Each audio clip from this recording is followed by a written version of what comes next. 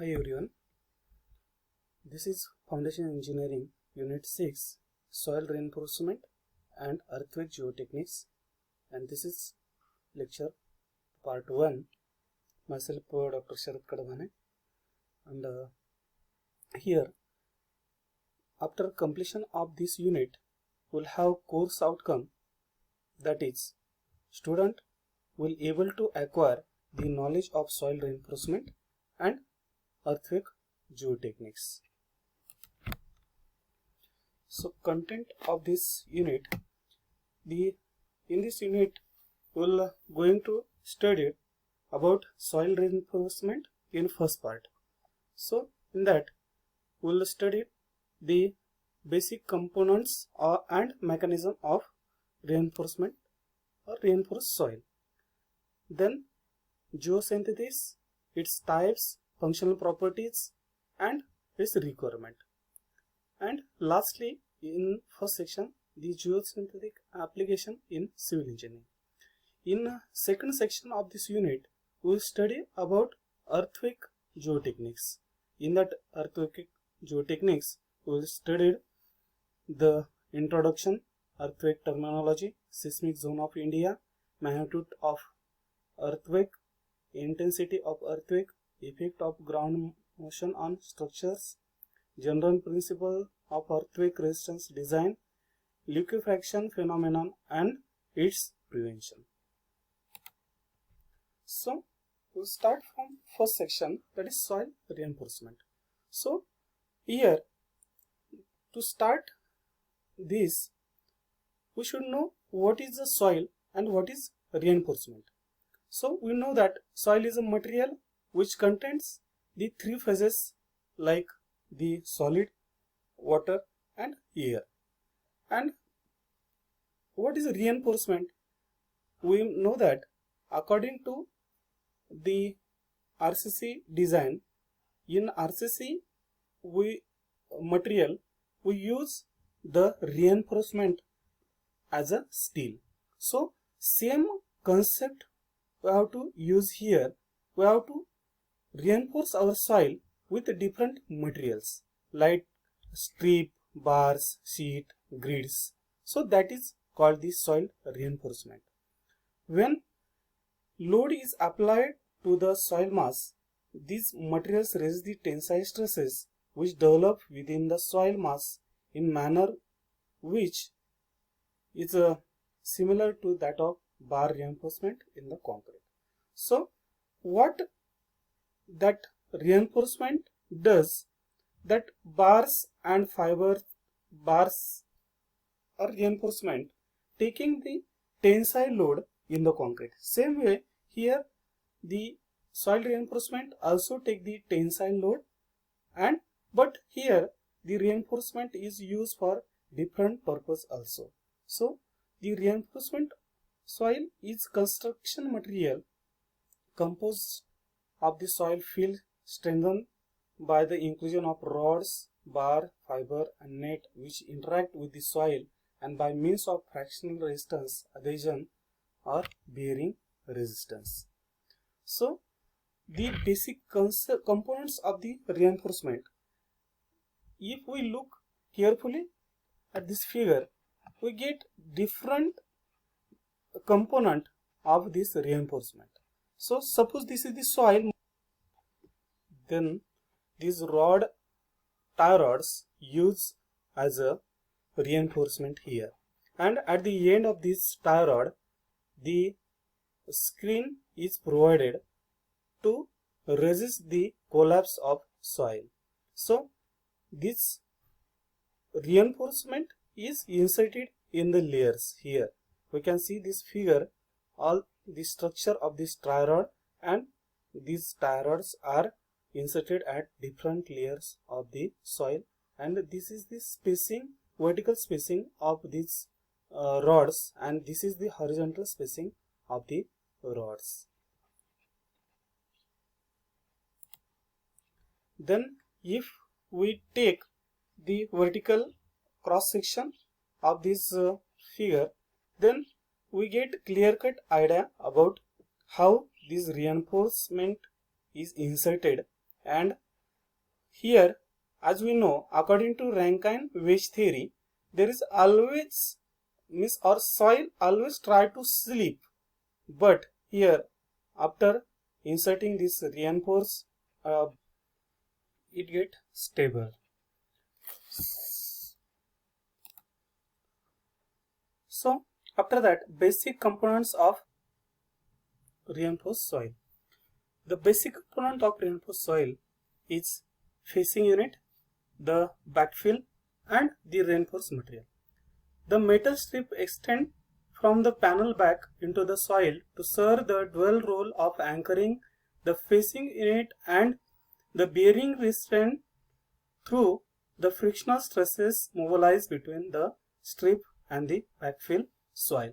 So, as per previous figure, we know that there are mainly three units: facing unit, which hold the soil, and backfill is there. After facing unit, the backfill is filled, and that backfill exert the lateral pressure on that facing unit.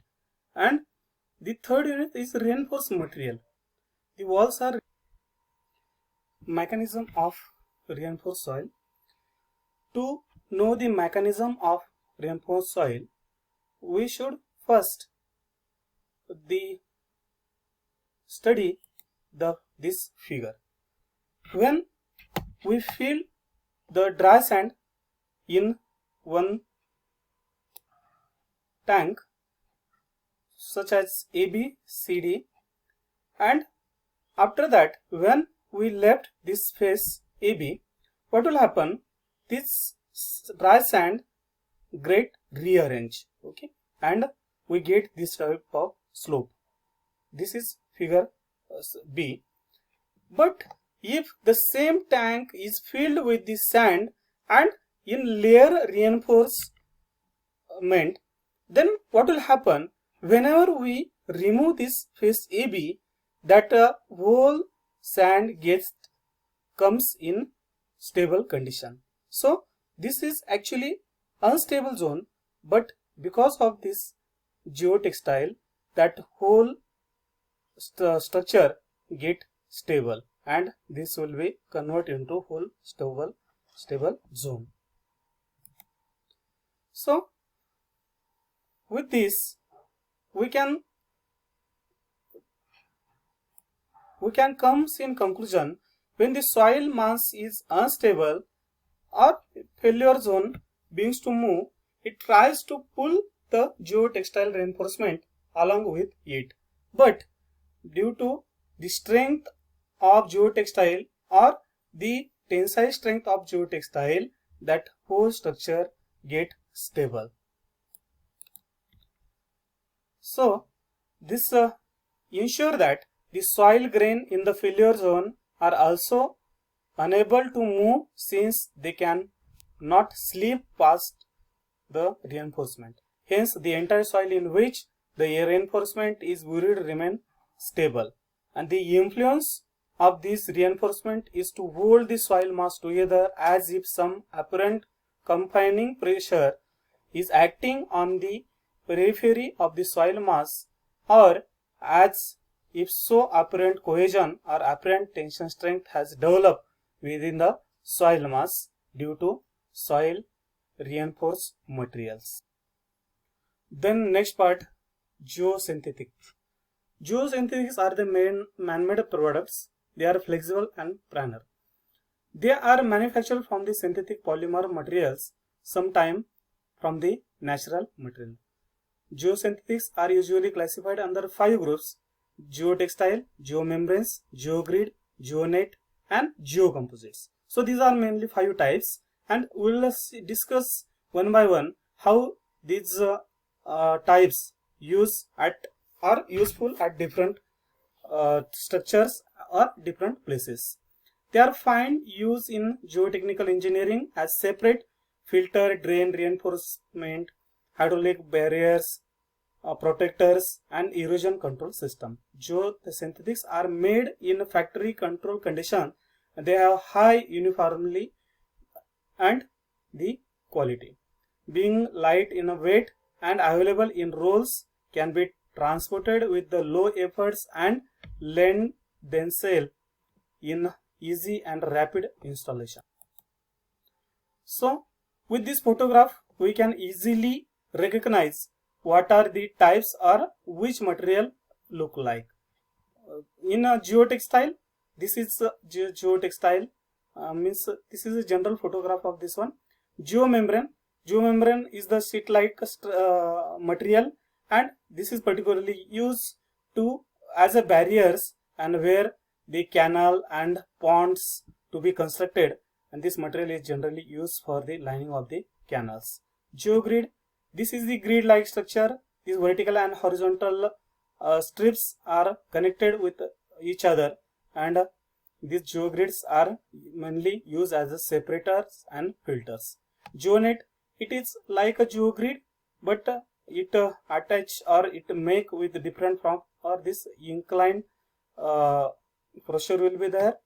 And then geocomposites. These composites is a combination of two or more geotextiles, and so it is called the geocomposites. So this is again here broad view of these materials. So geogrid, geomembrane, geotextile, and woven geotextile and non-woven geotextile. Then functional properties of geosynthetics. Geosynthetics are strong, durable, flexible materials, and following are various functions of geosynthetics. Very first function of geosynthetics is it act as a separator, or it is function is a separation. So porous geosynthetics, when sandwiched between the two soil types with vastly different particle size, perform a function of keeping them separate and prevent with the mixing of particles. So with this figure we can clear cut distinguish between these two things. Here the two soil layers are get very easily separated with this geotextile. Here we can't separate this one. Then filtration, the geosynthetics use as a filter, and here with this figure we can observe here without geotextile what will be the filtration, and whenever we insert the geotextile, then filtration get easy and clear cut separation of this water is there. Then drainage, we use the geosynthetics as a drainage material. Here this is the photograph to shows geotextile is inserted here, and these drainage stone layers are inserted at the above side, and at the base there is a impermeable soil base, so it is used as a drainage material. Then used as a reinforcement. So if there is a requirement of tensile forces, in that case we can use this material as a reinforcement, and here this is a reinforced material used to separate this layer, and for anchoring purpose also these are the compacted aggregates. Geosynthetic reinforcement and compression loading tensile forces are inserted here. Then hydraulic barriers, whenever we have to preserve our liquid or water in the soil, or we have to stop the seepage of the water in the soil, in that case we use this geomembrane as a or geosynthetic as a geomembrane. So this is also used for the canal lining. Function properties, again the surface erosion control, we can use this geosynthesis as a controller of erosion, and then to stop the contamination these geosynthesis are also used. And geosynthetic as a protection member, so we can use it as a protection to from the different loading and different surcharge loads. So in this figure it is a clear cut idea about this one. So in a next lecture we will discuss about geosynthesis requirements.